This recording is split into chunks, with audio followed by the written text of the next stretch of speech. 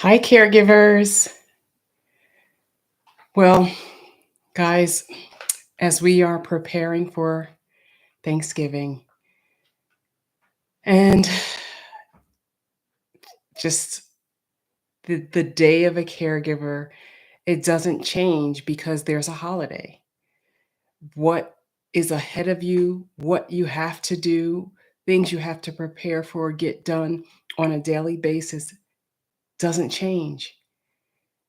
The weight of the holidays only increase your already weighty um, plate.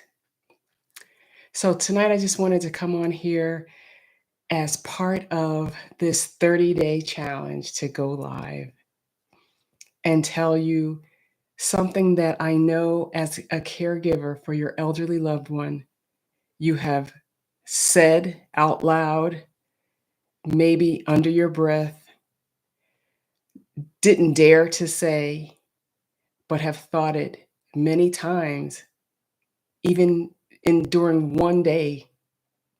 And that is that caregiving sucks. It really does. Just the enormity of the commitment, right? That includes the role reversal, the mind shift that has to happen and take place as we're evolving and walking through this journey. And none of this comes naturally. We have to pursue on purpose inner work. And if you became suddenly a caregiver, or even if it was gradual and you just didn't prepare, you are feeling the weight of this season with every passing day. I know if you had it all to do over, you can start again, you would do lots of things differently. You would prepare a little bit more intentionally for this. But you can start today. You can actually start today. Uh, and not even thinking about it in terms of how far you have to go and how much has to change, but just little increments every day. And even by the end of one week, even by the end of one day, if you implement these small changes, you will feel a difference, you will sense a difference. The quality of your caregiving will change, and even the quality of the life of the elderly loved one you're caring for will change. As we're caregiving, the weight is intense. There's a drain on anything and everything you can think of. There's a drain on our resources, on our strength, our energy, our time, our money, our patience, depleting the fruit of the Spirit: love, joy, peace, kindness, goodness, faithfulness, gentleness, self control, or temperance. Although my programs are not biblically based, I use lots of principles from the Bible because I don't know how else to navigate this space. And so I call on the power from on high, from the Holy Spirit, to help me as I'm caregiving. And so we ask for Holy Spirit to refresh and anew us and renew us each day so that we can stop this sinking feeling that we are having as we are making mistakes because we're exhausted, because we are overwhelmed, because we are fatigued and on the brink of burnout.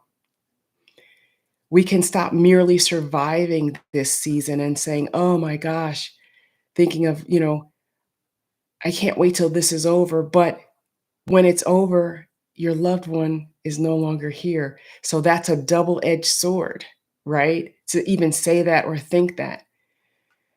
And it's just really tough. So I want you guys to continue following me, um, because my programs show you how you can actually thrive during your season of caregiving. As we provide our elderly loved ones with consistent care and quality of life suited to them, a child of God. I often think the way we steward this season, uh, based on the principle of sowing and reaping, will be how someone treats us when it's our turn to require care and need care. And guys, whether or not you are, doing the really deep inner work that's needed or not, you're going to make mistakes. We're going to make mistakes. There's no playbook for this. We talked about that earlier. There's no blueprint, but I've created a blueprint for us. There's no playbook, but you can take a page from my blueprint and run with it, because I give you clarity on the things that you need to work harder at, because sometimes we're working harder at the wrong things. And so then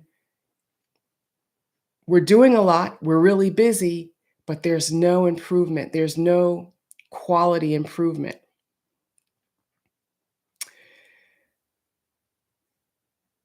If you have entered into this season of caregiving and you feel like you you don't know what to do, I want you to consider reframing how you're looking at that, and not stay with a bad decision that you may have made. Don't be loyal to a bad decision. If you've made some bad decisions, it's okay to change them and make a higher decision. So guys, in the beginning of this live, I said caregiving sucks. And it really does suck. Because when we do it God's way, He meets us right where we are and gives us an opportunity to level up in the areas where we've either fallen short or where we are really struggling. So this is one of those opportunities to stay plugged in to my programs and offerings, and jump in where you find one of the solutions I offer will help address some of the things you're dealing with. And so, guys, when I say caregiving sucks, I really mean it.